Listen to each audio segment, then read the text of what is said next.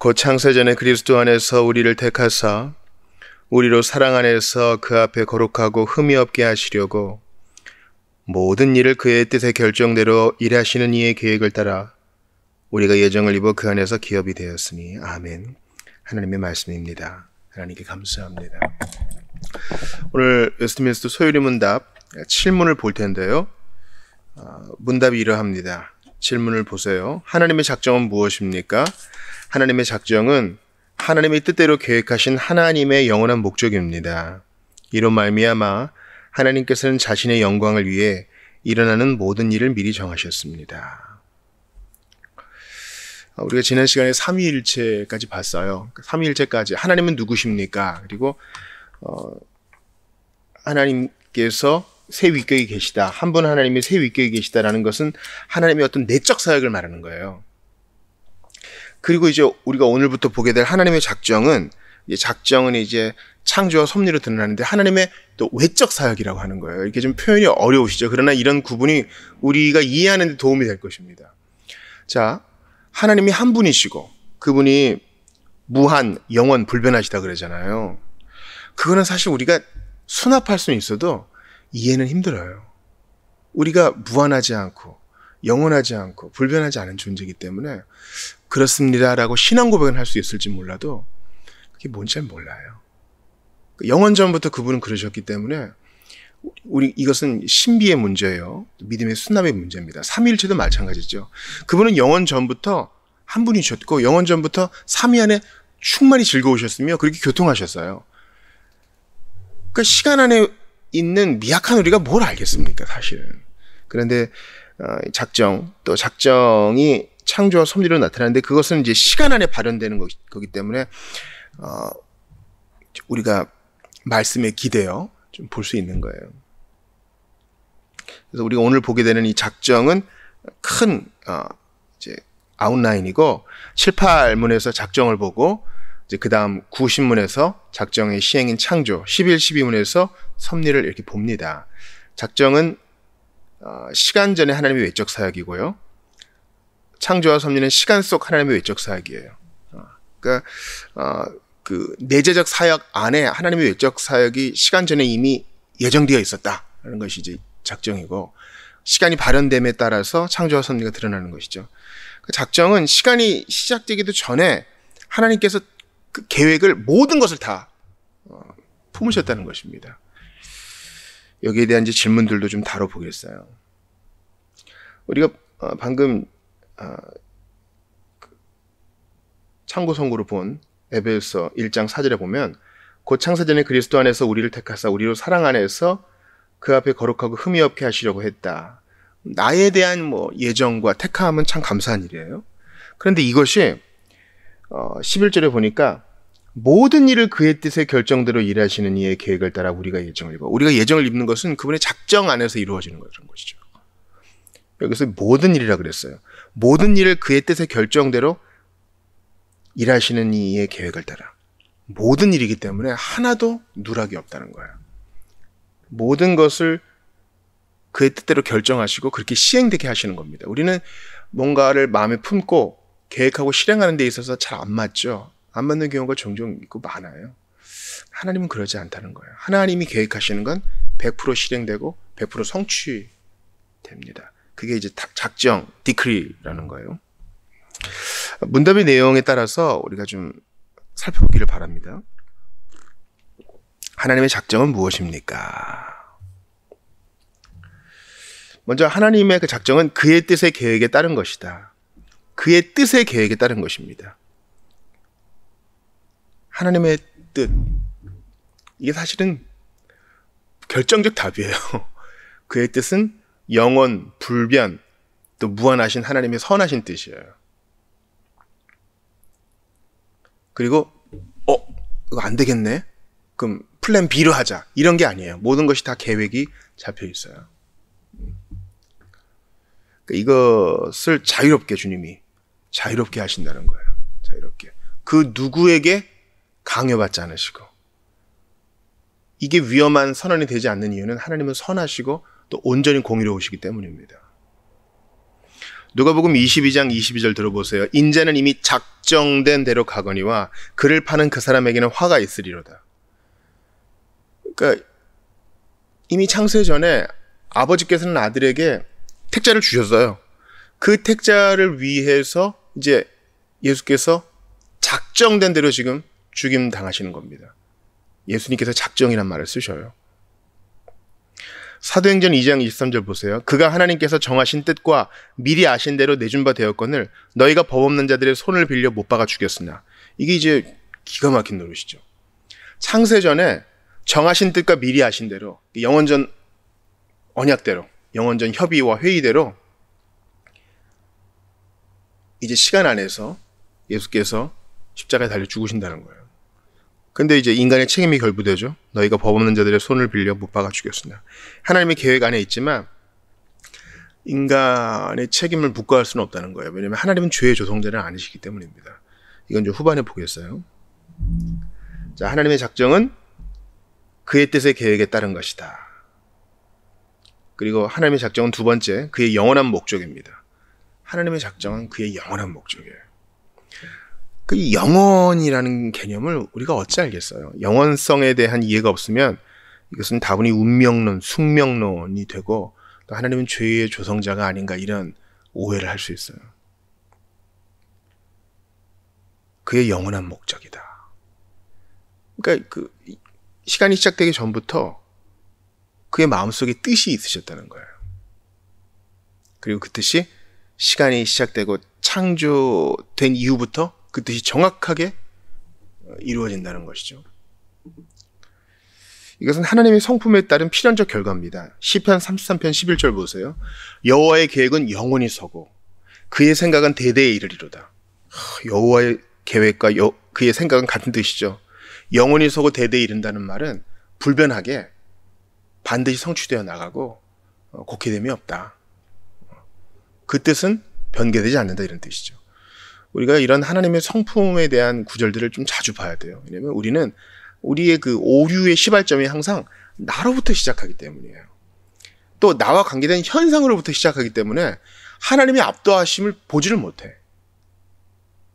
그리고 그게 먼 것 같이 느껴지고 나랑 관계가 없는 것처럼 느껴져요. 슬픈 일이거든요. 다시 한번요. 우리의 처량한 문제의 원인은 대부분 다 나 너무 힘들어. 내 문제, 나의 감정, 나의 돈, 그리고 나의 주변 가족, 나의 사회, 나의 국가. 이게 우리에게 자극을 주고받고 어쩔 수 없죠. 그러나 항상 거기서 시작하는 게 우리 문제예요. 우리는 늘 하나님으로부터 시작해야 됩니다. 내가 지금 여기 있는 것도 하나님의 영원한 목적 하에 있는 것이다.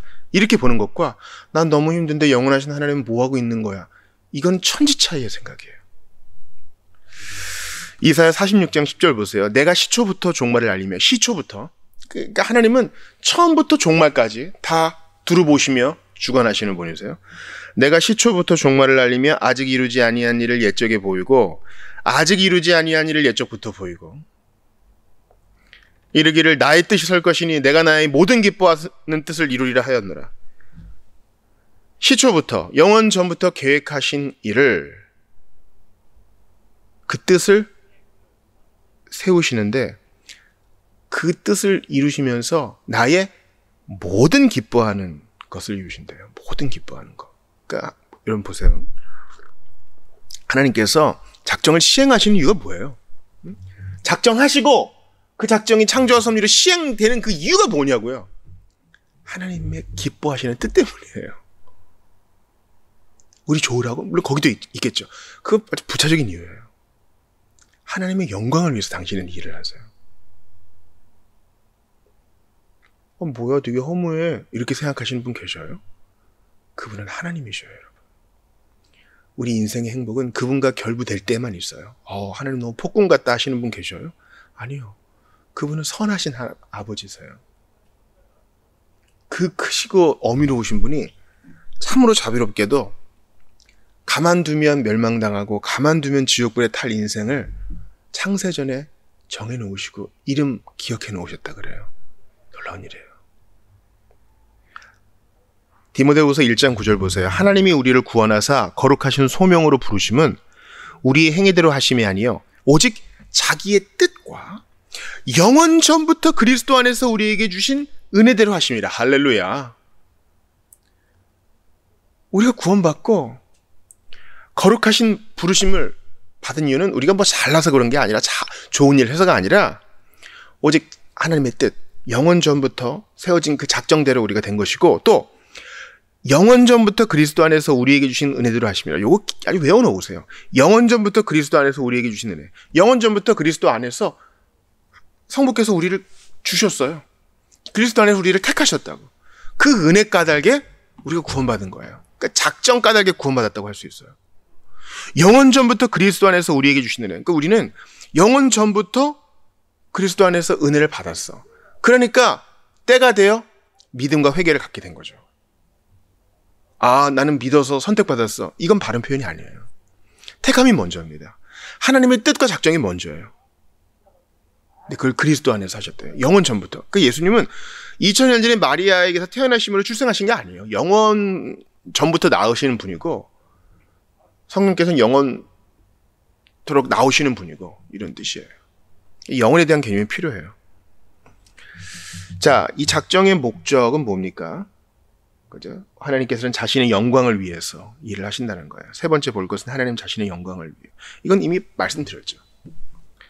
하나님의 영광이 실현되고 현시되고 드러날 때 그게 우리 행복이 되는 거예요.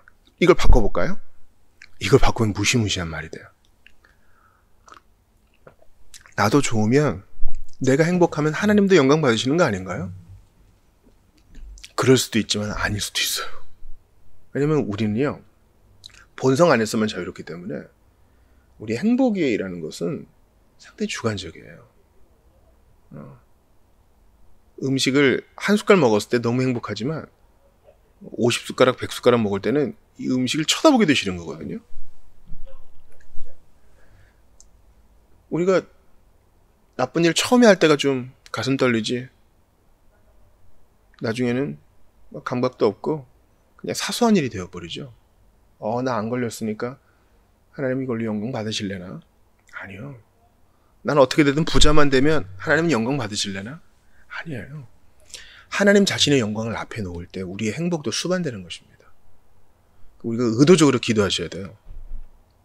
참 어떤 면에서 그래서 우리에게 기도문이 필요할지도 모르겠어요. 제가 무슨 성공의 기도문 같은 것을 쓰자는 뜻이 아니라, 우리의 기도의 언어가 다분히 시편 중심, 말씀 중심이 되어서 하나님 영광의 지향점을 놓지 않으면 좋겠어요. 하나님의 영광을 우리에게 돌리지 마옵소서. 우리에게 돌리지 마옵소서. 이런 것을, 이 말씀 기도를 자주, 매일 해야 우리가 안 잊어버려요. 나로 시작해서 나로 끝나니까 우리의 기도가 뱅뱅 돌지는 않나, 이런 생각은 들어요. 이제 의문에 대해서 한번 찾아봅시다. 자, 그럼 모든 것을 작정했다 그랬어요. 이 모든이란 말은 논리적으로 볼 때 상당히 큰 개념이죠. 하나도 예외가 없는 거니까. 그러면 이제 신앙생활을 같이 시작하신 분들은 질문을 해요.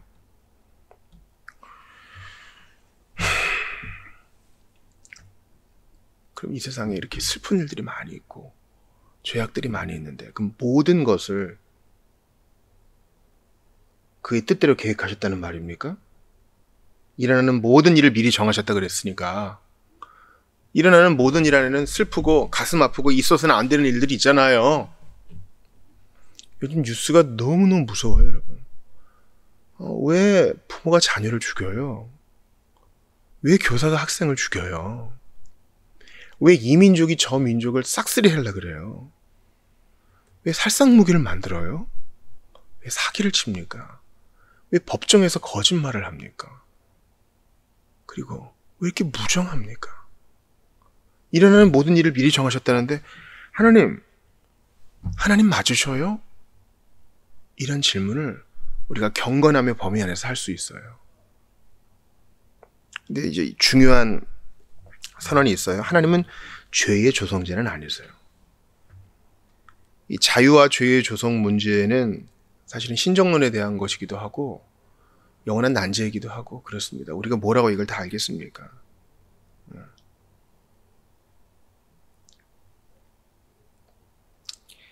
시편 92편 15절을 보세요. 여호와의 정직하심과 나의 바위 되심과 그에게는 불의가 없음이 선포되리로다. 하나님은 불의가 없어요. 이 전제를 놓치면 하나님을 원망하다가 신앙을 버려요. 하나님은 모든 것을 미리 정하셨다는데 전쟁도 정하셨구나. 악인도 정하셨구나. 그럼 여호와의 영광을 위해 사는 게 우리 행복이라는데 아니네. 이런 결론에 이르러요. 꼭 기억하세요. 그에게는 불의가 없어요. 그럼 다른 해법이 필요한 거예요. 좀 더 말씀을 보죠. 전도서 7장 29절 봅시다. 내가 깨달은 것은 오직 이것이라. 곧 하나님은 사람을 정직하게 지으셨으나 사람이 많은 꾀들을 낸 것이니라. 그러니까 하나님이 전쟁을 허용하실 수는 있어요. 당신의 뜻을 이루시려고. 우리가 모르는 어떤 뜻을. 그것은 허용이지 적극적 개입이 아닙니다. 전쟁은 사람이 일으킨 거예요. 꾀를 낸 건 사람이에요. 그것을요.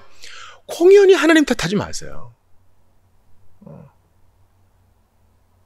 우리가 시험을 잘 못 본 아이가 부모에게 따지는, 청소년기의 부모가 자녀에게 따지는 거 한번 생각해 봅시다.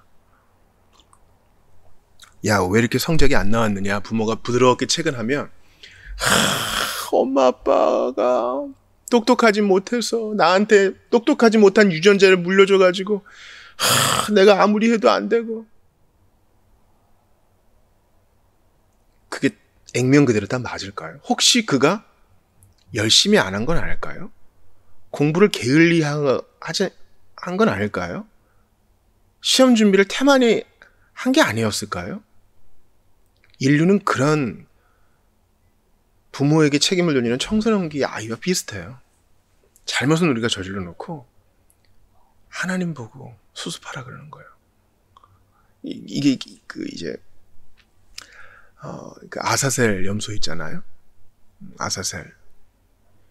이제 인류의 아사셀의 법칙이 있어요. 무슨 일이 벌어지면요. 책임지는 하나를 만들어요. 그가 진짜 책임이 있는지 없는지는 중요하지 않아. 모든 민중들이 합의할 수 있을 만한 너 때문에 그런 거야. 그래서 이 하나에게 책임을 전가시키면 사회가 안정되는 겁니다. 공통의 적이 생기고 공통의 명분이 생기고 잘못한 사람. 예수님이 그런 아사셀 염소를 죽임당하신 거예요. 너 때문이야 이렇게.